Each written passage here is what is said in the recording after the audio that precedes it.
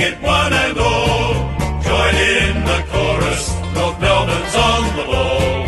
Good old North Melbourne, they're champions, you'll agree. North Melbourne is the team that plays to win for you and me.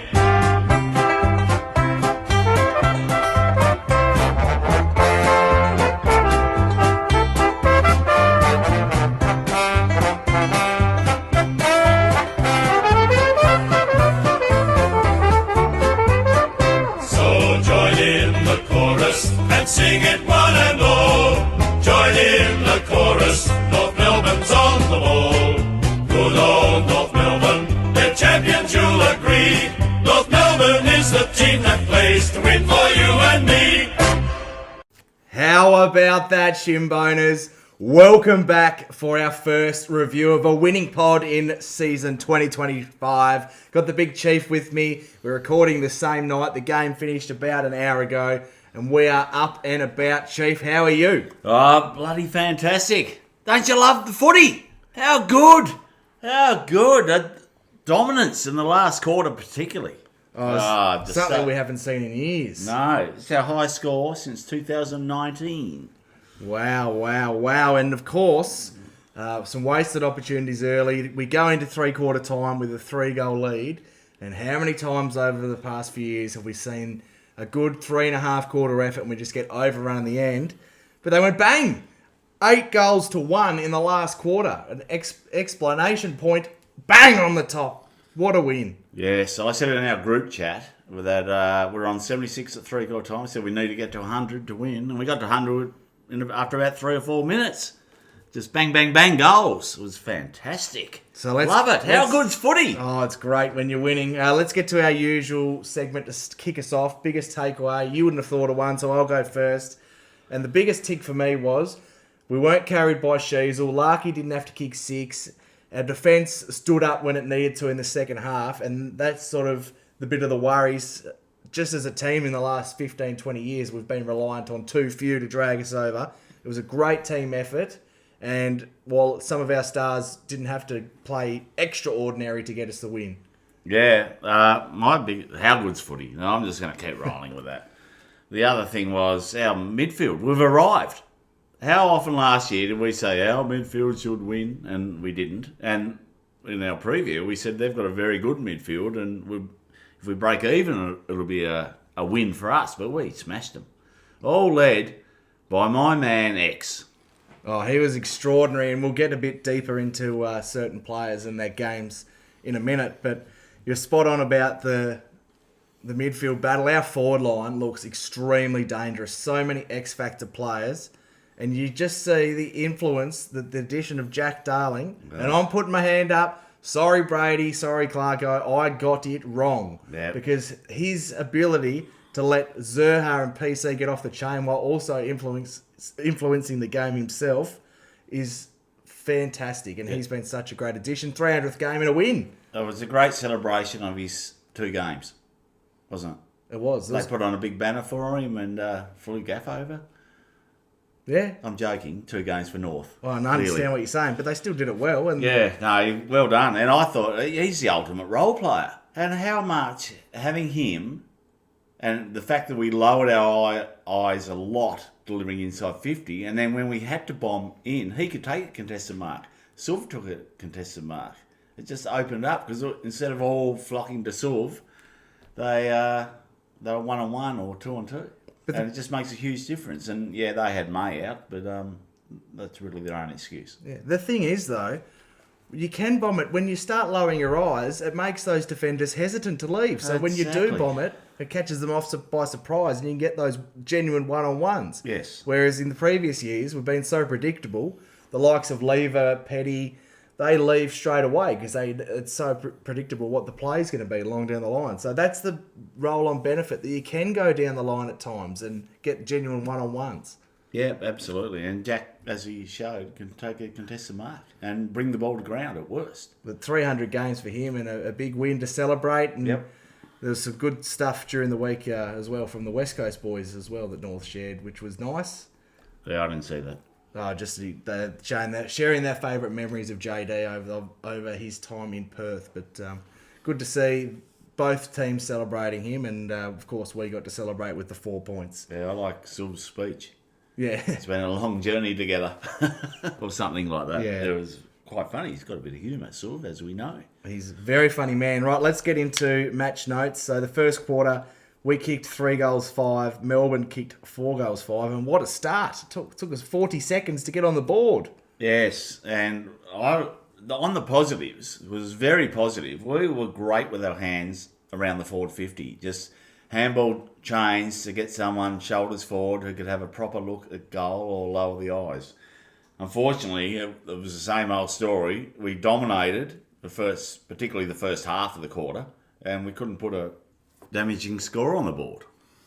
Yeah, so to continue with the positives, I thought Cam Zurr had a great first quarter. 9 disposals in the chain. Very unselfish as well. The criticism on him last week that maybe gets it and looks straight for goals. He was very team orientated in the first quarter. Yeah, the whole team, and he led that, as I said before, getting the handball changed so someone was clear and could make a good decision, use their skills. And then the midfield dominance, as you mentioned, but I thought Robbie Hanson Jr. had some great use in that first quarter, really lowering his eyes and hitting up the lead. And that's something he's been good at both games so far this year, and very much came into our game in the second half. I suppose we better touch on some negatives because we did lose the quarter. Tommy Powell, I thought, needed to stick a few tackles. Great game from him, and that's probably the one knock early that he wasn't able to wrap them up. Toby Pink had a stupid deliberate where it was the right decision by the umpire, but it was just so dumb from him. Yeah, just pick the ball up and your momentum will take you over the line and someone will grab you.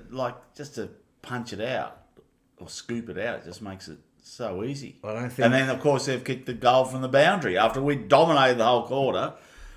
I don't think Tobias is winning an Oscar anytime soon because it was a terrible acting job. Nah, just pick it up. And then a couple of minutes later, he takes a great intercept mark and thinks he's Harry Sheasel. I'll hit the little chisler. Oh, my hands. My head sunk into my hands when he kicked that. You're a handball to CD sort of operator. You're a long down the line operator. And I thought Tucker was fumbly. Yeah. He had a couple of bad moments. And unusually, I thought Parker in the kitchen was a bit fumbly. He wasn't.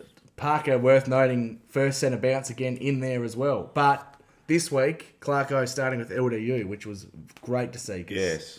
He might not have had his biggest disposal night tonight, but my God, was he clean and effective. It was very good. And then when he wasn't clean, he cleaned up his own mess and then danced out of the congestion like we know he can do. And I reckon after that performance, pen's coming to paper.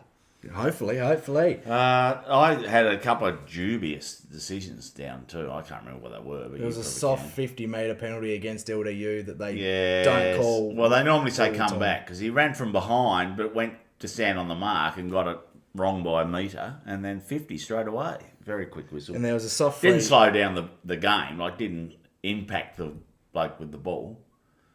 Didn't impact his ability to hit a target. So that was very harsh, I thought. And there was a soft free against Core, I think. Yeah, Core just nudged him under. But he didn't really even nudge him. I thought Core had a really good game. Yeah, well, we kept Van Rooyen to 1, and there's another defender that I want to highlight a bit later on as well. But, so very wasteful. And I thought the last 10 minutes of that quarter when the doggies started to get on... The doggies? Doggies. The D's started to get on top. I thought we were... Because it reminds me of the doggies. We're over-possessing the football. Too many handballs, yeah. And we're getting caught, and that they raised that pressure to their credit, the D's. And we just got caught a little bit. But yeah, but I don't mind trying to get the player freak and use the ball because better than dump kick. I think we chose the right time to dump kick today. Just get that territory, and most of it we were trying to get a player out. Yeah. And we also clogged up the corridor pretty well today. You're never going to have everything 100% your way, but I thought on the whole, we forced them wide. And we can defend that. They just went wide around the boundary. And it's just so much easier to defend, as we saw, particularly in the second half and the third quarter. Chom just marked everything. Hey, we'll get to him, but it was definitely looking like a North Melbourne-style game, and that's what we wanted. And Melbourne aren't particularly filled with good users either, so you make them take that risk, you punish them on turnover, which we saw later in the game. Turning our attention to the second quarter, we'll just note, at quarter time, very frustrated, dominate possession, dominate clearance early and wasteful, and it just felt like a bit of a repeater last week. Obviously, the margin wasn't as big, but behind when you've dominated most of the quarter, very flat. But then we come out and kick 5 goals 4 to the D's 2 goals 4, and a great response. And led by Tommy Powell, I thought he was everywhere. He was clean. When players were fumbling, he was picking them up. He kicked a goal. He was involved everywhere. 22 at half time. Yeah, he was awesome. Best game he played. Oh, it's a breakout game for Tommy. I mean, He'd been good before, but that was just dominance. Like, we really saw him dominate. yeah, because he's had high 30s, mid 30s, plenty of times over his career. But this seemed like the game where he said, right, this is my time to step up. I'm going to drag this midfield. I'm going to lead the way. And he was our best midfielder. Yep. And I thought he was the cleanest midfielder with his hands. He was really good at the ground ball, and he knew when to release it with hands or long dump kick. But as we said before, they were more effective today because we managed to spread the defence. We did. And just back on Tommy, while we stay on him, I mentioned in the first quarter that his tackles weren't sticking. He had a great rundown chase in that second quarter, which was fantastic. So a really strong game from him.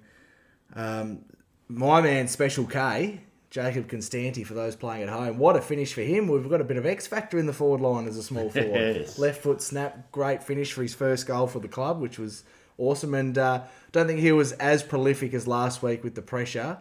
But then again, we were hitting more targets. There was less ground balls in the forward 50. Yes, and that was a free kick to Sylv. Paid advantage. Yeah, it was. Or was that Tommy Powers? It might have been Tommy Powers, actually. But Sylv actually got a free. That's the point I was trying to highlight. Another player who had an amazing second quarter that I really want to highlight, Finn O'Sullivan. Awesome. He was so clean. He was so poised, stepping through traffic. He was really strong overhead in a couple of one-on-ones as well. And boy, have we got a player there. I reckon, lock it in now, Chief. I reckon he'll be the round 2 Rising Star nominee. He had a fantastic game. Yeah, I thought he was good. Good user, and just can step through. That's what I like. Just you can tell he's a number 2 pick. Just oozes class. He has, and he's been a great help. He took a few kickouts and was really composed with that as well. So, a great showing from Foss. Yep. And he's tough as nails as well, which I like about him. Yeah. Because sometimes, if you're that silky mid who's used to just getting their own ball in the under 18s or whatnot, but he's got country boy and he's got that toughness in him as well, which we're lucky to have. Yep, absolutely. I'm going to touch on a few negatives unless you've got any more positives from that quarter. No, well, I'll go first. Chom dropped we'll call it a sitter, but I actually... I think he dropped 2 or 3, to be honest. Well, he dropped one on his own, and he jumped a bit early, so then he was marking it above his head as his momentum was going back to ground. And that always makes it a little bit harder, but no excuses, but I think that's what happened there, because you notice after that, he took all his marks at the highest point and coming to the ball rather than moving in the same direction as the ball. Does that make sense? Yes, it does. We'll get to his third quarter in a moment, but I thought Cam Zerha was a bit lazy. Seems to wait till if they hold the ball the extra couple of seconds, then he chases. I think he just needs to go. Yes. And he's not alone, I will no, say, but he stood out to me. Yeah, that did stand out to me as well. And I thought, just go straight away. And that's usually his one wood. That's when he first came Well, into the team. when he switched on, it's his one. That's a good sign when he switched on. I thought he was good last week at that sort of effort. Yeah. But We had so many costly mistakes, though. I mean, one was Simpkin did a good job not to kick it to Lever, took an extra bounce, but then kicked it straight to Max Gorn. So it's like, come on. You got to lower your eyes a little bit. But I thought the pressure was pretty good, but I think we lost our dare with the ball towards the end of the second quarter as well. We just sort of weren't taking the game on, chip, and that's when the Demons started to get some momentum because that's what they want. They want you to kick it long to Petty, to Lever. to Max. Yeah, I agree. We probably got a bit tired, but I think both teams was suffering towards the end of the quarters. Oh, and I want to give a shout out to Luke Parker as well. We kicked about 7 points in a row, and he got a 50. And that's just where experienced leaders pay dividends, because it was that 30 metres out that we'd missed a couple of those. Deep breath, experienced player, and he just drilled it. And that sort of turned the tide, I think, for the side for the boys out there. And we were pretty straight shooting from there on in. Yeah, we wasted so many opportunities of very gettable goals in the first half. Darcy Tucker, another negative, very fumbly and unsure by foot. Yep. Right, let's get to the third quarter. So we kicked 3-1, they kicked 2-1. I thought Toby Pink had a great tackle early. Yes, and I was watching it on Foxtel, and Jared Healy took his Swans jumper off and put his old Melbourne one on, because his commentary was very biased, and he thought that should have been a sling-type tackle and a free kick to Viney. Can you believe it? No, I can. He was very biased, Jared. It's time for him to retire. Yeah, and for the listeners, I watched on 7 and you watched on Fox, because it's a bit of a novelty as a North supporter to watch on 7. Question without notice. When was the last time we won on Channel 7? On the main stage?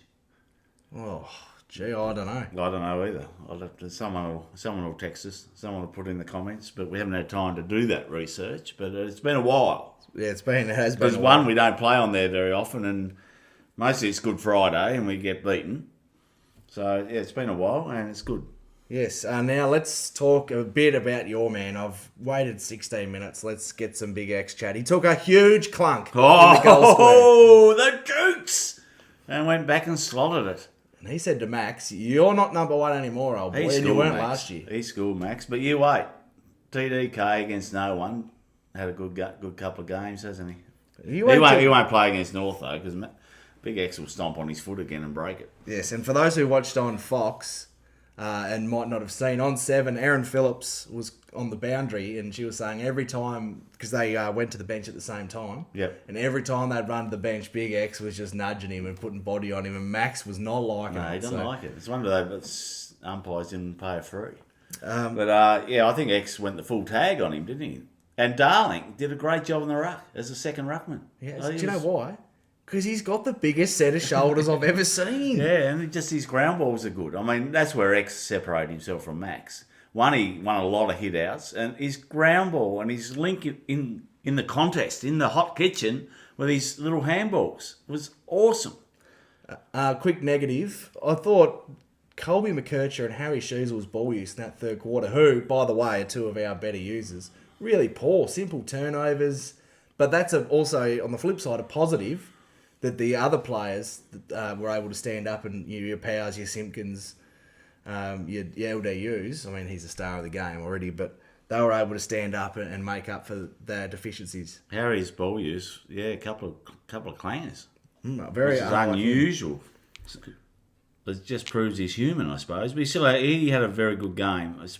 Apart from those couple of clangers, he was very good. And I thought in the last quarter, when we were dominating, he got those quick look-away handballs over the back. He did one over his head that was extraordinary. Yeah. Just that stuff which not many other players can do. Not in our team, anyway.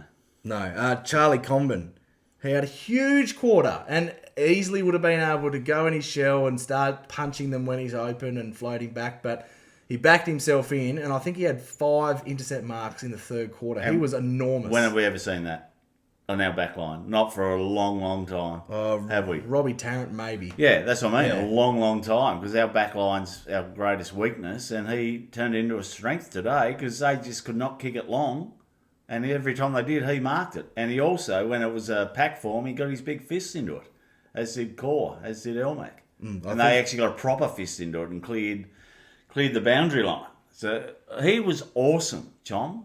He just took his game to another level. And we've seen it, but he from after half time, he was our best player. And I think he's shut up a lot of haters that wanted to see him after one poor game be either dropped or moved to the forward line. I mean, that's the advantage he can bring to the side. And in today's football, it's all about intercepting and rebounding. And when you can have someone that can take as many intercept marks as he did and do it as well as he did, it just shows how big it is. How clean were his hands? Like, they weren't easy. He was sort of sideways, coming down, hitting the ground, just clunked it the whole way. I think he's used the whole bottle of Grippo out there. Yeah. He had sticky jukes. Now, what can we say? Well, I think this was in the second quarter. We've gone past it. PC's goal, which was overturned by Snicko. And for those at the ground, or they show it at the ground, I suppose they do. It was the faintest Snicko. It was that faint. It was that thin an edge. Adam Gilchrist wouldn't have even walked for it. That's how faint it was. And 5 votes from me to the girl in the crowd behind the goals who gave the double bird to the umpires. I hope that was on the big screen because, that was awesome. It's all over social It's media. all at the over moment too. socials, the big double bird. Love it. Right, now I'm going to go and give a big shout out to a player who I thought played his best game in, I'm going to say, 4 years. Ooh. Luke McDonald, Yes. I thought was fantastic today. Safe by foot, tough and going back to intercept with the flight. Absolutely flogged Bailey Fritsch. He must see North in the calendar and just go, oh no. Yeah. And then he probably paid off the tribunal. Thought, oh, I don't want Jacko. And then Elmac said, well, how about a bit of me, son? And he flogged him. He did as good a job this year as Jacko did on him last year. Like, he had about 4 possessions. He did, and he had one goal, but I don't even think Elmac was on him at that point. He had about 85% game time too, so it's not as if they were hiding him. Like, really good job, shut him down. That was our matchup, and I thought Elmac, may get found out on the lead, but no. But he lowered his eyes as well. I thought his ball use was really good, and that's been a big knock on him in the last few years, just dump kicking. And he did a couple of times, but at the right times. But getting in the chain, I'll get the stats up in a sec. I'm not sure how many possessions he had, but I was a big fan of his game today, and someone who was right under the pump with fans wanting Riley Hardiman in, but I was a big fan of Elmac's game. He had 15 disposals at 93% disposal well, you can't do efficiency. much more than that, and flog your man. So a big tick and a big shout out to our former co-captain Elmac, and a great game from him. Yep. Right, let's get on to the last quarter where we kicked 8 goals to 1. I didn't take many notes because, as I mentioned off the top, 3-quarter time, 3-goal margin. Seen this movie before, very nervous, but that was put to bed in about 6 minutes of game time because we just went bang. Yep. Wasn't it great? How up and about? Oh, PC kicked a couple, Larky kicked a couple. They all kicked the ones they had to. Robbie as well. Hanson Jr. transformed into Lindsay Thomas, shaking and baking and giving goal assists off. He was awesome. How good was he? And we saw glimpses last year, and very early, if you remember, down at Boot Park when they moved him on the wing just for a short period. You could see a glimpse that he had that game in him if he got some confidence, and he should get a lot of confidence from that game. He should, and the pressure was amazing. The clearance work, we smashed them out of the middle, and that's a really good midfield, as you mentioned. They've played a lot of footy together, and we just went bang and absolutely took it to them. And the thing I'm most impressed with, it was foot on throat, and there was a live kill to be had, and we killed them. They love it. And that's what we've seen in the past. We haven't been able to put teams away, and we just went bang. And we haven't beaten Melbourne for ages because we won 17 in a row against them, and then they've had the wood on us, the last 5, 7, 8 years probably. I don't know, I've got the stats, but it was... 2019 was the last time we beat them. Was it? Okay. So it's been great to get the wood back on them, and as you said, smash them, not just beat them. They'll be feeling very sorry for themselves, and they're a bottom 4 team on that performance. Oh yeah, they were coming off a pretty good performance, as we mentioned in the preview, against a quality side in the Giants that they had really beat and should have won. But we showed them up big time. I want to talk about some other players before we get to the Basti. Bailey Scott, I thought he was really good. One of his better games. Yeah, what about the goal from 50? Oh, And early I think it was the first quarter, he had a little outside of the foot chiseler inside 50 that that hit him up. Beautiful kick. But under sort of 2 people trying to smother it. Aidan Corr, he flogged Van Rooyen. Yeah, he was very good and unlucky with a couple of frees against, which were a bit dubious for mine. Well, that Van Rooyen goal, that was the Toby Pink deliberate, so it wasn't even kicked on him. No.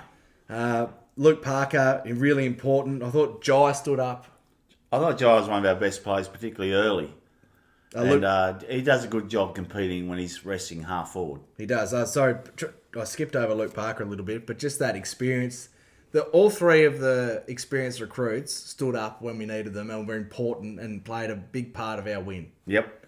The next one being Caleb Daniel. I mean, had a few turnovers. He didn't cut angles as much as we hoped with the ball use, but he was pretty safe. He had 31. He had a couple of attacking kicks when they'd opened up more. When they obviously got tired and there was a bit more space in the corridor, he'd take them on. But he was better than last week.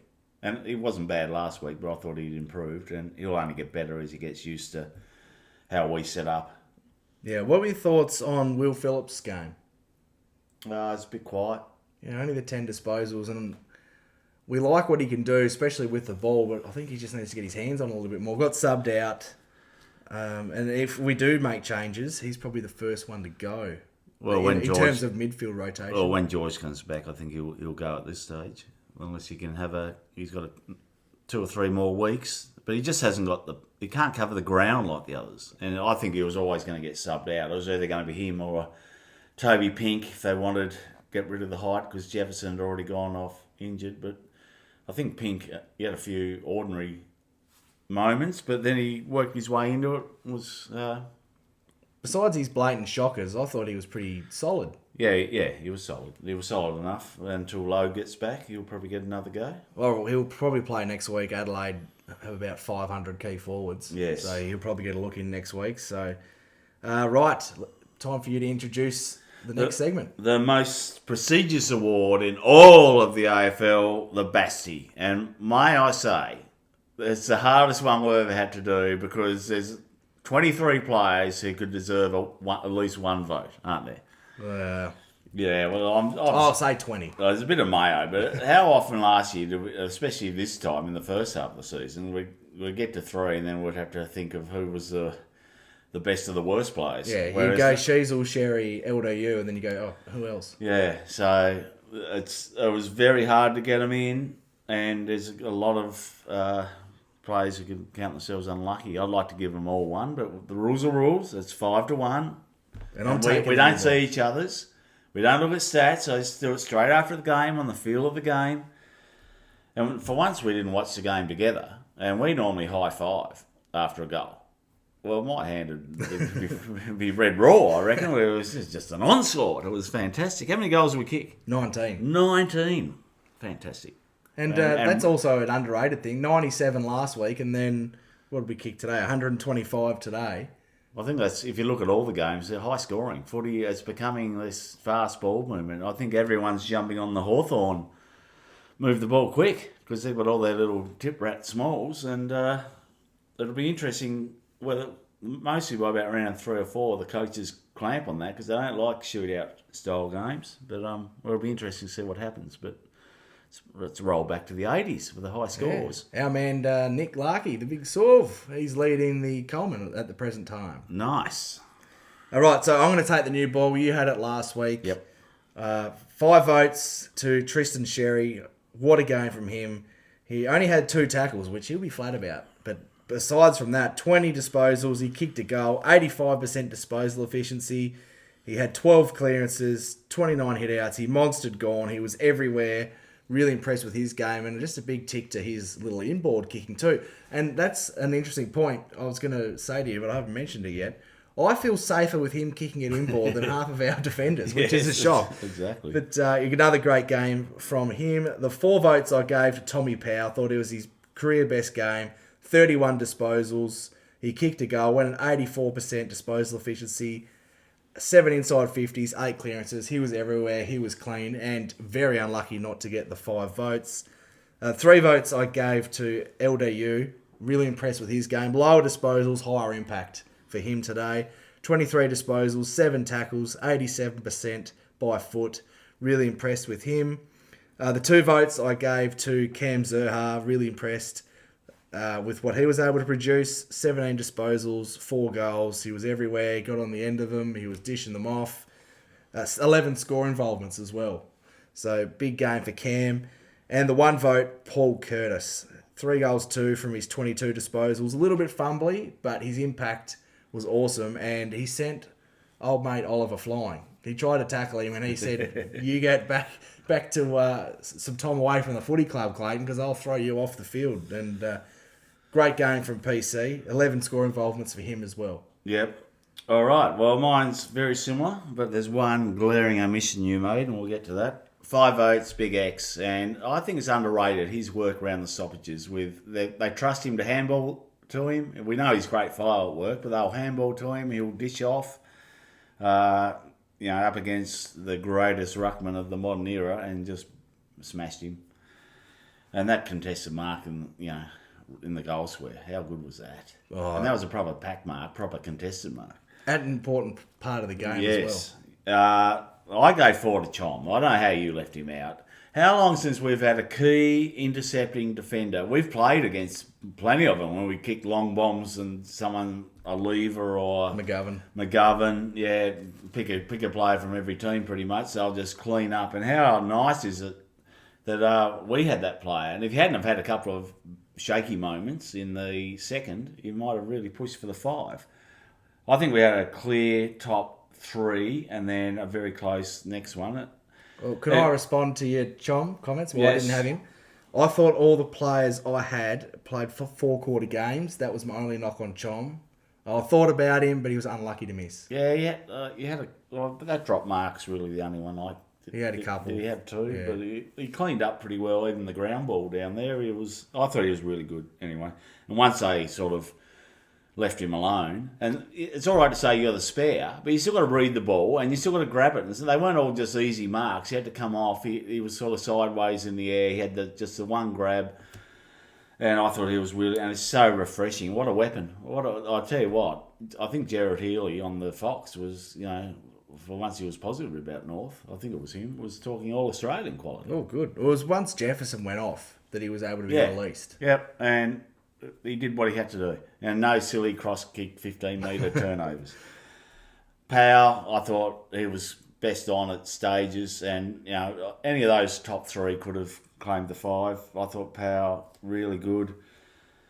He was the best midfielder for most of it. I thought LDU was fantastic. Like, he had a couple of moments where he'd miss a handball, or he'd handball to someone's ankles, or he'd drop a chest mark, or a handball received. But then he'd fix his own mess and then come out the front of the stoppage. And kicking was pretty good. Once again, we actually got to the stage because we'd lowered our eyes throughout the game. We could actually kick long to a contest, a one-on-one contest. So I thought LDU was really good. Then the 1 vote was really hard, and there's lots. I could have had Aiden Corey in. I thought he did a really good job in the back line. Elmac, as you said. Harry Sheasel, just, unfortunately had to pay a bit of Harry tax, but the tax was a bit hard, or a bit easier this week, because he had a couple of uncharacteristic turnovers, but then he also had his normal brilliance with the handballs.